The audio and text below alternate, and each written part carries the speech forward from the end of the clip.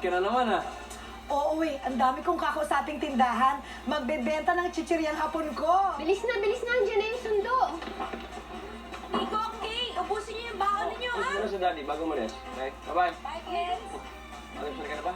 Eh, sa office na lang. Ang ganda meeting ko ngayon, eh. Ikaw, mag-breakfast ka na traffic kasi sintal ang traffic na ganitong oras, malilate ka. Okay na ako. Sige na. Bye-bye. Uwi ka maaga ha. May date tayo. Mahilig ka na mag-remind ngayon, ha? Halika nga dito. Sige na. Go. Bye-bye.